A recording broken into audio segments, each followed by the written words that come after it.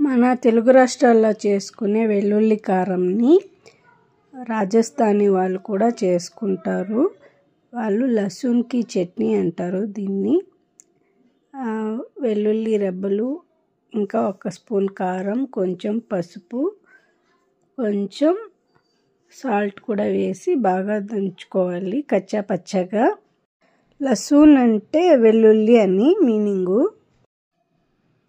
ఇప్పుడు ఒక బాండీ పెట్టుకొని అందులో ఆయిల్, ఆవాలు వేసి వేగాక దంచి పెట్టుకున్న వెల్లుల్లి కారంని వేసి బాగా కలపాలి పచ్చివాసన పోయే వరకు. ఇదంతా మీడియం ఫ్లేమ్లోనే చేసుకోవాలి. దింపే ముందు లెమన్ పిండుకోవాలన్నమాట, అప్పుడే టేస్ట్గా ఉంటుంది. వాళ్ళైతే రోటీలకి, చపాతీలకి తింటారు, ఇంకా రైస్లోకి కూడా చాలా బాగుంటుంది కదా. అంతే, రెడీ అయిపోయింది రాజస్థాన్ లహసూన్ కి చట్నీ.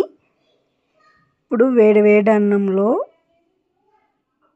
వెల్లుల్లి కారం వేసుకొని, ఉల్లిపాయ వేసుకొని తింటుంటే చాలా బాగుంటుంది కదా. అలాగే లంచ్ బాక్స్కి కూడా బాగుంటుంది, ట్రై చేయండి. ఈ వీడియో నచ్చినట్టయితే లైక్ చేయండి, షేర్ చేయండి, కామెంట్ చేయండి, సబ్స్క్రైబ్ కూడా చేసుకోండి. Okay bye. మరి ఇంకో వీడియోతో మళ్ళీ కలుద్దాం.